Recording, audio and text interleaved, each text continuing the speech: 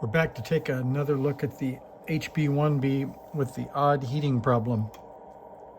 So I've got a few things for you. One is a short list of things that I was set out to do, and we'll show you that here.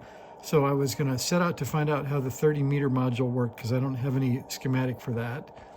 Sort of understand the relay logic because I knew there was one more that wasn't on the schematic. And then see if I could deduct why 20 meters doesn't heat the MCU by looking at things like the relay logic and when we're driving and what the signals look like. So I'll share some of that with you. Let's see, I think we can zoom if I move just to the right a little bit. So there is the 30-meter module, and you can see that there's not much on it. On the back of it, there's a relay. And if you look at, let's see, if you look at the schematic, which I'll show you, maybe we'll try to slide that right in.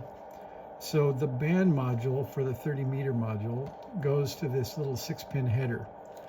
And it has a line in, RC7, and that's the relay driver. And then it has power in and a couple of grounds. Other than that, it's in parallel with L3, and likewise so is the other module down here. So it took a little while to understand what happens. Basically, when we select 80 meters, we get a completely separate low-pass filter. Let me zoom back for that. Okay, so when we select 80 meters, we get this path. When we select 20 meters, we get this path. When we select 40 meters, we turn on K2 and add these capacitors here to the 20-meter section. And then when we select 30 meters, we bring this line to drive the relay, and we get an exact copy of this where there's a capacitor, capacitor, capacitor, but you can see that they are, let's see, we'll go back and zoom again. So I took the trusty LCR 45 and measured those capacitors. So let me show you the result on the smaller, less focused schematic. So we'll zoom back a little bit again. There we go. So this gives you the logic of what I found. Again, this being the 20-meter path here, this cap, this inductor, this cap, this inductor, etc. So when we switch in 30 meters in parallel here, you can see it goes off up here. So I drew it down here just for clarity. So this is the 30-meter relay, and it pulls in another copy of two 240 picofarad caps and a 130 picofarad cap. And you can see, what can we see from that? That the inductance or the capacitors are lower value than the 40-meter one.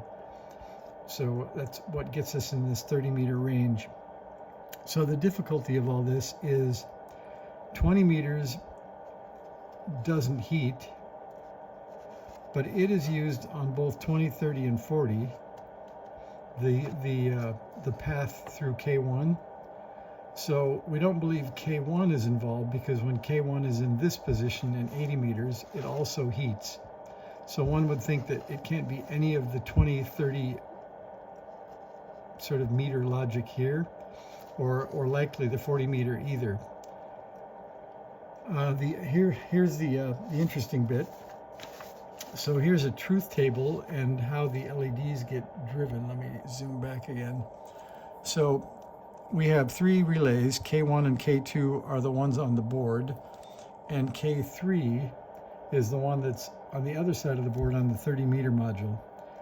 So the way they work, let's see, I can put this up here one more time, is we have two relay drivers for relay K1 and K2. So I drew this one. This is the relay driver for K3. And you can see from this point that it's driven by, I think it's RC7. So they look pretty similar. And when you put a low on this FET, you drive the relay high. And you put a low on this FET, you drive this relay high. So I built this truth table to look at that, and this shows there is K1 on. So another bit of explanation. So the relay coil output is the top, and the drive signal is the bottom. And so off on is relative because it's just, it should be maybe state A or B, whether it's selecting the top or the bottom. So to select the 80 meter selection, we drive K1, and to select the 40 meter selection, we drive K2. To get 20 meters, we don't turn on anything, we just drive it straight through. And then to turn on 30 meters, we drive K3 only. So if this heating was related to relays, one would think this kind of makes sense, except it says whenever any relay is driven, we're heating the MCU, and that doesn't seem logical. And when we look at that 20 meter schematic again, I was also trying to think, well, maybe there's a shorted cap that is drawing excessive current from the final amplifier. That would only make sense if there was a problem with both the 40 meter and the 30 meter setup, because that's when K1 is down, when we get 20, 30, 40, 20, 40, 30, I should say. So I don't have any sort of hypothesis yet still as to why we're heating the MCU. And I've looked at the schematic, and the MCU itself doesn't drive that much in terms of radio components that are band related. So I'm going to maybe leave it to you guys. I think I put a link to the schematic for the HB1B in, I think, one of the last videos, if you want to go take a look at that. But so far, I don't have the exact reason.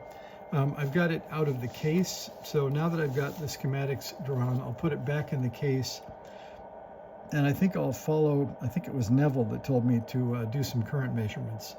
So I'm going to do current measurements when it's in the failing area, and I also got another prompt to see if my Klein meter has a temperature probe. So I went to go look for that, and it does indeed have a temperature probe. So I may I may tape that on and use that instead of my finger. That may be somewhat more accurate for the next round of testing.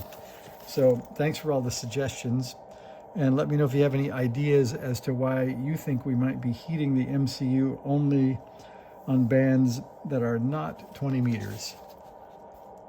It's quite a logic dilemma.